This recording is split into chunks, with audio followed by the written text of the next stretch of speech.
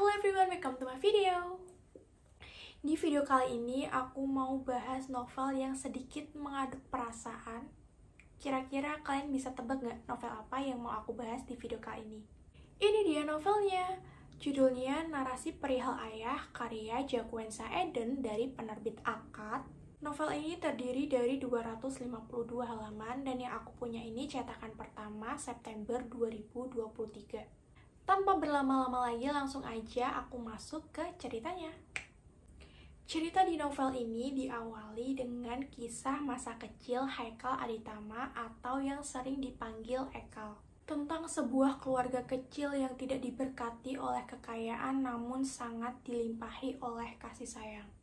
Ekal adalah anak sematawayang dari Jovian Aditama dan juga Kirana. Kebahagiaan keluarga kecil tersebut tidak bertahan lama karena suatu hari Kirana harus dirawat di rumah sakit karena mengidap penyakit TBC.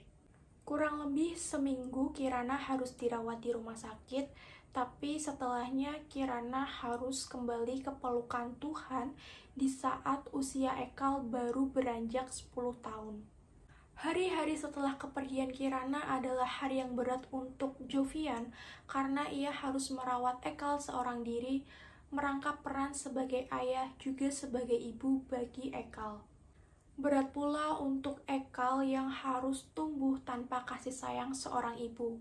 Ekal juga kerap dibully oleh teman-temannya karena tak lagi memiliki seorang ibu. Juga karena ayahnya yang miskin.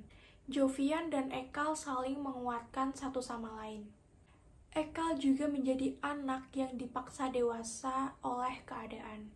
Namun kebersamaan Ekal dan juga ayahnya tidak berlangsung lama karena saat Ekal beranjak 12 tahun, ayahnya harus pergi meninggalkannya untuk selama-lamanya. Jovian yang bekerja sebagai kuli bangunan itu terjatuh dari lantai 3 dan mengalami patah tulang leher sehingga nyawanya tidak bisa diselamatkan.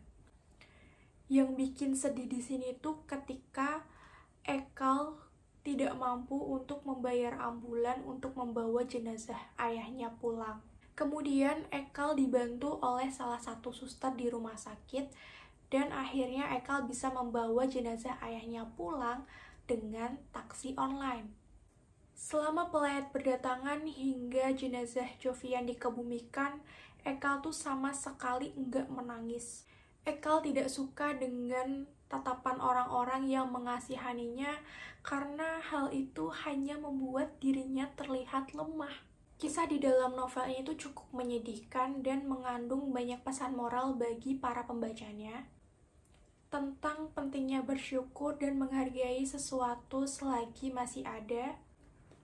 Novel ini tuh juga dilengkapi dengan ilustrasi ya guys. Aku tuh suka banget sama novel-novel yang disisipkan ilustrasi karena akan menarik minat baca aku dan gak bikin aku cepat bosan ketika baca novelnya.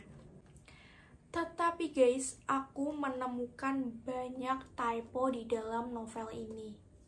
Entah salah penulisan kata atau salah penulisan nama. Yang pertama ada di halaman 31 di kalimat suara beraian kembali mengudara. Mungkin maksudnya tuh suara berat ya. Kemudian di halaman 32 di kalimat setelah ia merogoh aku celana pendek yang sedang dipakai. Mungkin yang dimaksud itu saku celana pendek yang sedang dipakai ya guys.